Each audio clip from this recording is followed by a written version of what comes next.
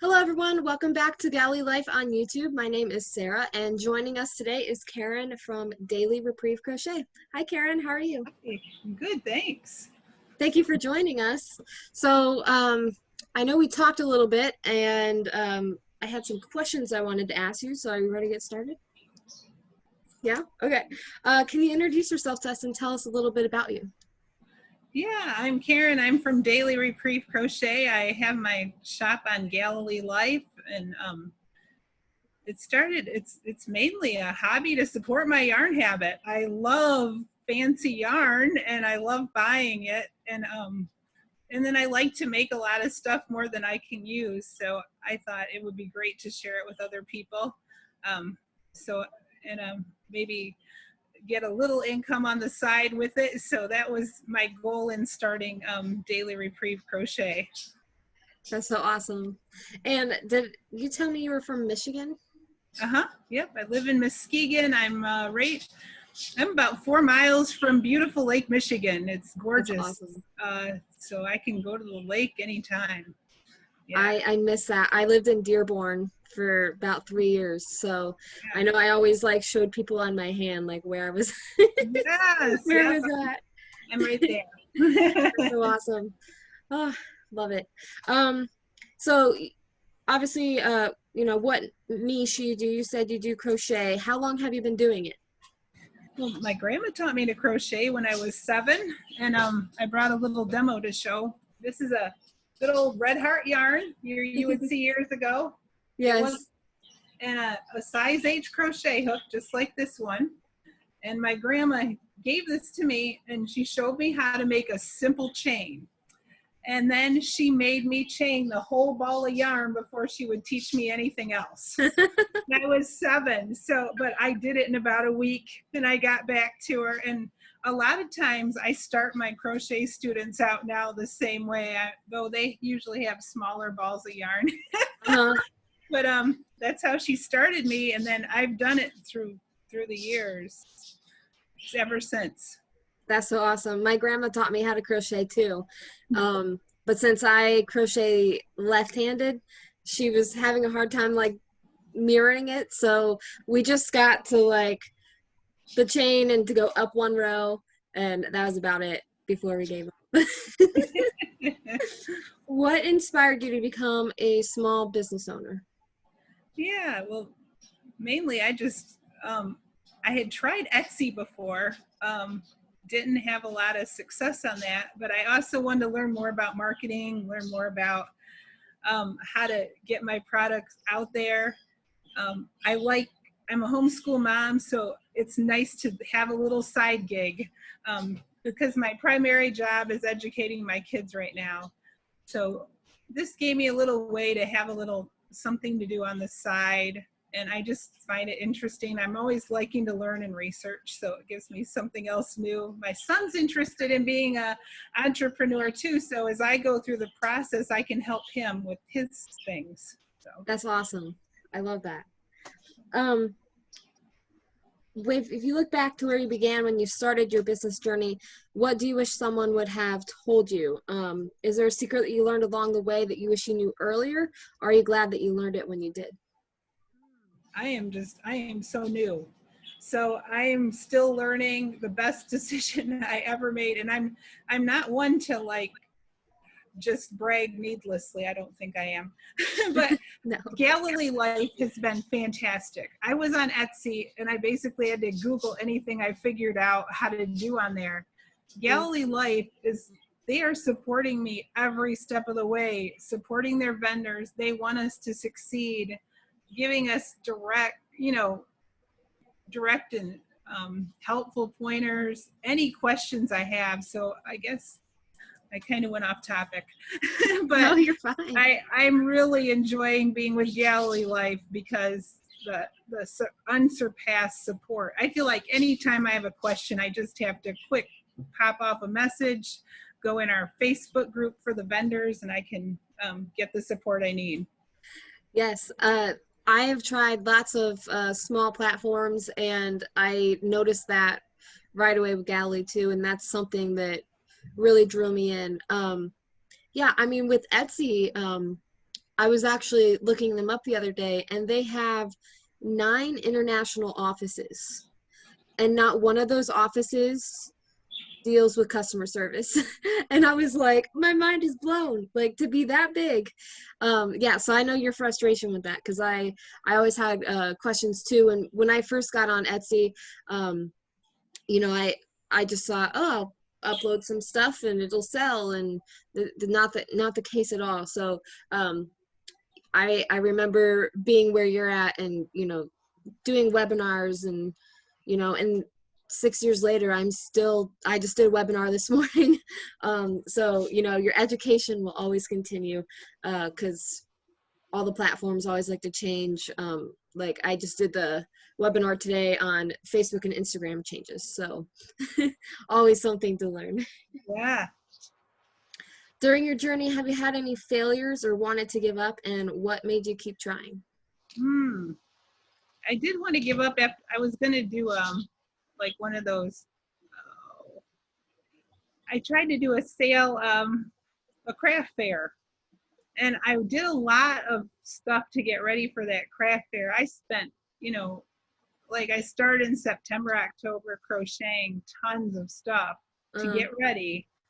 And I put a lot of work and time into it, and I don't feel like I got out of it what I put into the time wise. So that was frustrating. I was ready to give up after that for a while. And then I decided eventually to try online again. Yeah, I definitely have tried craft shows too, and I think it always depends on how the weather is and if people want to come shopping. And the hard thing with craft shows is that people aren't necessarily coming to see you; they're just coming to see whatever, and so they don't necessarily have an end goal in mind. But online, when people are searching, they have an end goal. So I like online a little better. Definitely, I think my time is more valued online than in a craft show, but I still love doing craft shows. I was going to do one in October, and then with all this stuff I had to pull out, so I'm hoping they'll still be able to do it. I do think I will try another one at some point. I'm getting my inventory built up, so perhaps I will again. Yeah, don't give up. Yeah. What unique perspective do you bring to your niche? Let's see. I don't know. I like, I love yarn. I love teaching people how to crochet. I just have a passion for good quality. So I try to get different yarns than other people would use. Like I'll go to a lot of my yarns I get imported, or I'll find locally from people that will do their own fibers, like llama farm so a lot of my yarn I try to either source locally, sometimes they import. I like to experiment with different kinds of yarn from different places, and so when I make something, I think it's really unique. It won't look like all the yarn you'll see in the Joann's or Hobby Lobby, though I do use that yarn too. Yeah. Yeah. That's Especially awesome. the stuff I sell, I really try to up the quality. So I guess that might be my unique. And lately, I had a lot of interest in this heirloom baby blanket I made. And That's so gorgeous. I was gonna maybe do another one of those I loved making it. And there's a lot of different patterns I could do similarly, but they'd be different stitches. I like to have variety. I would get bored crocheting the same thing, Yeah. even 3 or 4 times. So how long did it take? That baby blanket took me about 3 or 4 weeks, but it's just me crocheting here or there. Yeah. A lot of it I did while I was on online meetings. So right now I could be crocheting and you wouldn't even know it. Yeah. That's awesome. Yeah. I know when I was up in Michigan, I definitely found there were more yarn stores than like I'm down here in Columbus. So, we definitely have more like Joann's and stuff like that. So it's hard to find a nice yarn store. But if you ever have made it to Frankenmuth, there is a really awesome yarn store, and you can actually buy like bags of fiber for like $35 and it was really awesome. But if whenever I go back to Michigan, I'm gonna want to buy like tons of yarn because road trip. yes.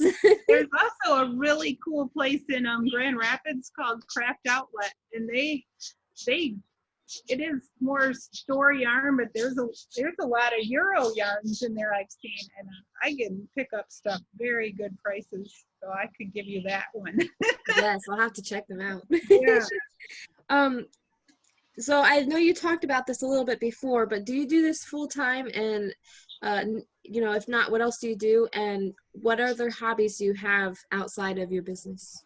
Oh, I don't know. I bet my family would say I do crochet full time. I'm always crocheting. I have it in the car. My daughter will say, we had a friend with us in the car, and she said, my mom might forget her purse, but she'll never forget her yarn. So true. I mean, my biggest decision when I go anywhere is I usually have a project that takes a lot of work at home where I have to look at a pattern, and then I have a project that's kind of mindless for the road. Yeah. Yeah. It's a full-time hobby for me. Yes. Other things, I play the piano. I'm homeschooling my kids. I like to write, have a blog going. I'm trying to write the history of my family's dairy farm. I like to go visit my family in Kalamazoo, where my dad dairy farmed since I was forever. It's a centennial farm started by my great grandpa. I have a lot of interest I love being down there and learning about the history of it. And awesome. I'm just kind of a jack of all trades and master of none. That would be me. I'm interested in a lot of things. I'm not very crafty other than crochet. So people would think I like to sew or quilt. I despise sewing. It's so sad. Like, the worst part of a crochet project for me is if I have to join something together or sew on a button. I dread it. I'll put a project off for 2 weeks before I finish it. So, yeah. Yeah, I used to take like little threads of yarn and just thread them through the buttonholes because I always added antique buttons onto mine. And so I would just use the yarn because if I had to get out a needle, I was like, nah. I have a talent for breaking needles on my sewing machine, so we have a love-hate relationship. Yeah, me and my sewing machines, we are a disaster together. And I literally have taken private lessons, took it in high school. Yeah. And I just decided that is not my gift. I stick to the crochet. I love it. What is your favorite social media platform? Oh, I love Facebook because I like to see what my friends are up to. I've lived different places. I've lived in Louisiana. I lived in Virginia briefly. I lived in Georgia, and and then different places in Michigan, mainly, this side of the state. But so I have friends. It's really cool to me that I have friends I knew 20 years ago, and I can see their kids growing up on Facebook. I love being able to keep up with people that way. Yeah, I have friends and family all over too, so that's always nice. What is the one thing you need to succeed in this business? Perseverance. I'd say perseverance and willingness to learn, and keep trying new things and be willing to put myself out there like on an interview like this. So yeah, this is totally something new for me to do and let it be out there. So yeah, this is me like stepping out of a comfort zone. That's something awesome. You gotta be willing to do. And I don't like to bother friends. Does that make sense? Yes. I if they want something of mine, fine. If they don't, I don't care. I want to be their friend.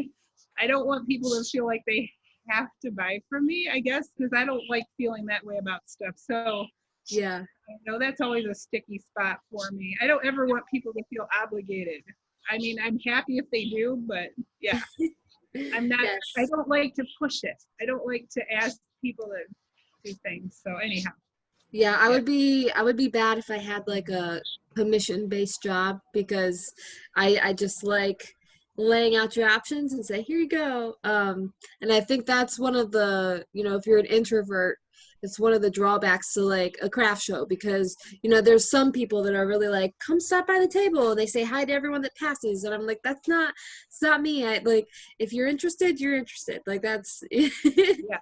so yeah, my favorite quote is, do one thing a day that scares you.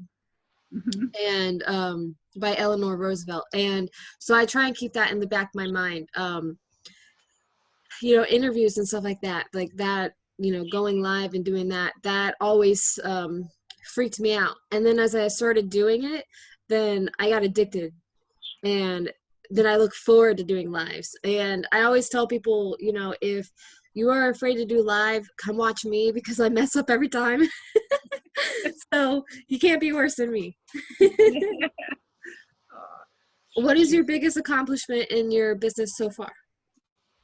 In my business?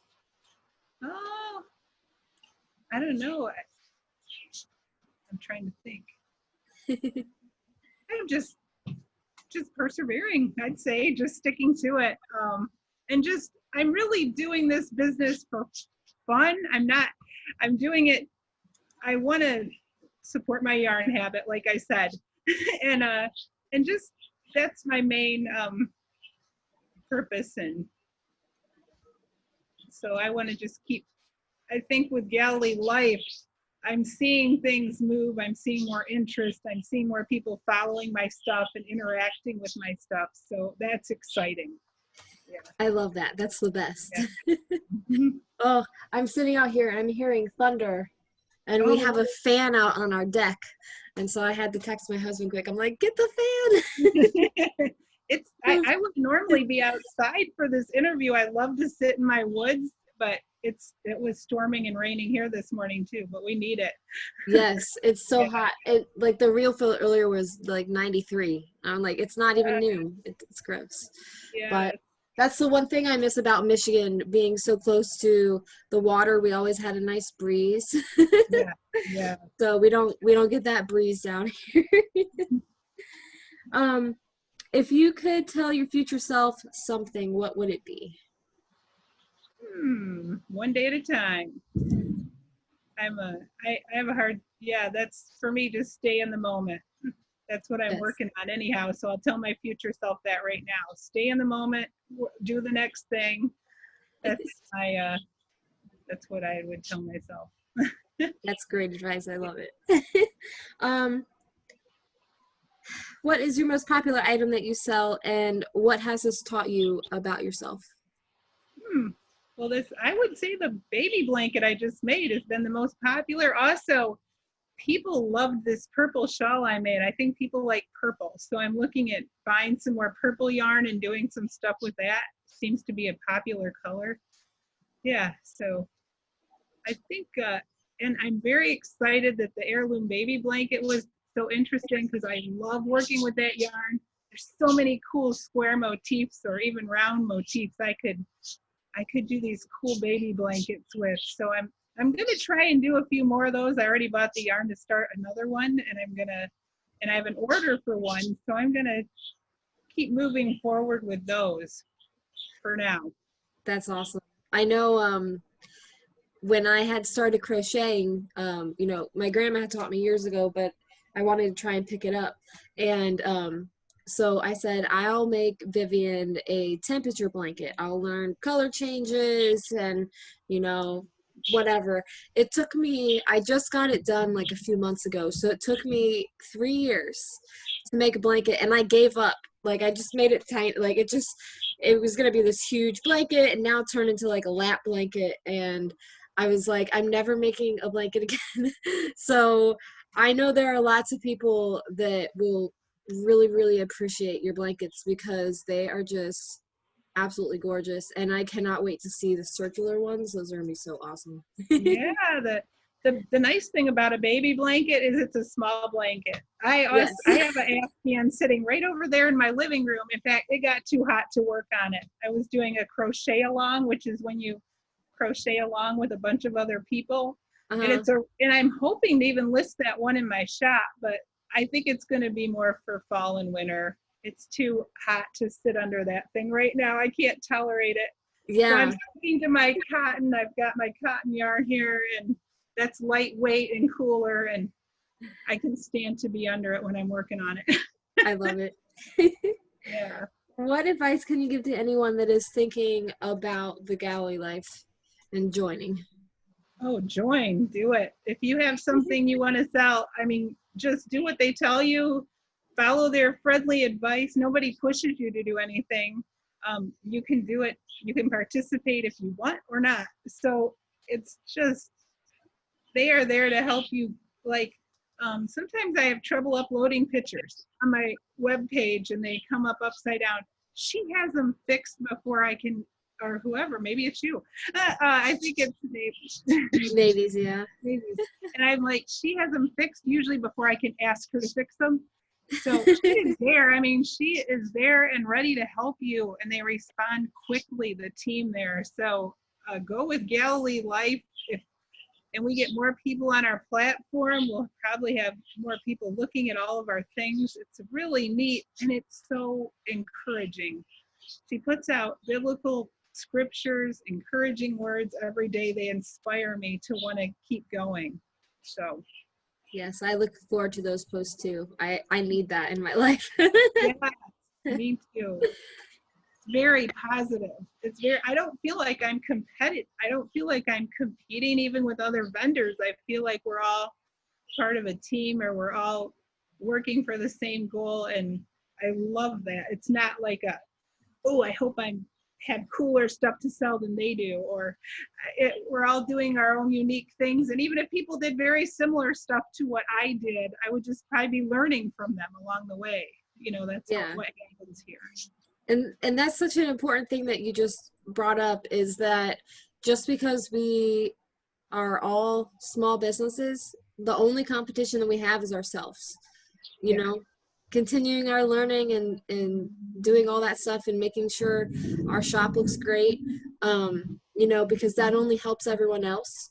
And, you know, together we rise. So, you know, I never see anyone else as competition, even if they make beauty stuff like me, because my stuff is so different than their stuff. And, you know, just like you talked about how you get international yarns and different kind of yarns, you know, we never stitch the stitch the same, or, you know, anything else like that. So I love that we can always be unique, and, you know, supporting other businesses isn't going to hurt ours either. So it's great. I want to give it like even a shout out. Like if you're a vendor with Galilee Life right now, Sarah, you just started a book club, and we had just had 1 week, and I'm already got.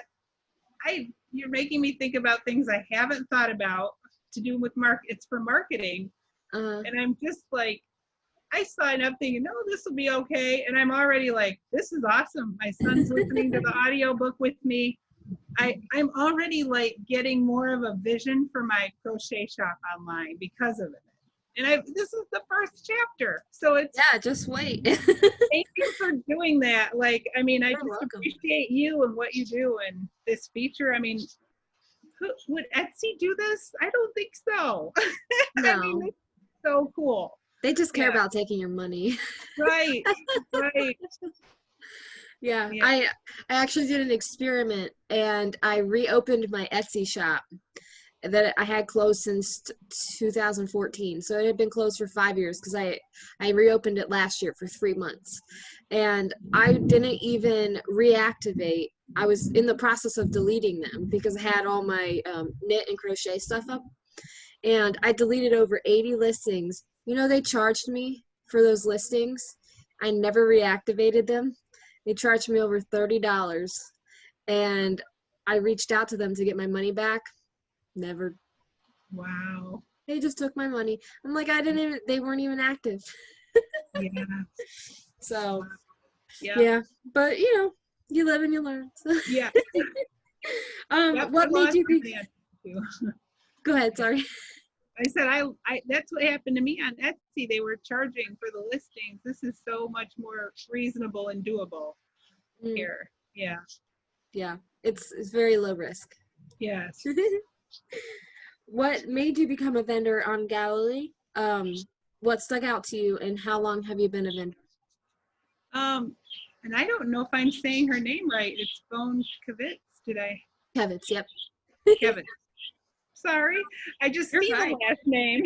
And she sells these crochet scarves. I started following her on YouTube a couple years ago, and then she joined Galilee Life, and I saw her post about it, and I thought, that sounds like what I'm looking for, and she had basically attracted me to using it. So I've been That's here awesome. March or so, February or March, I think.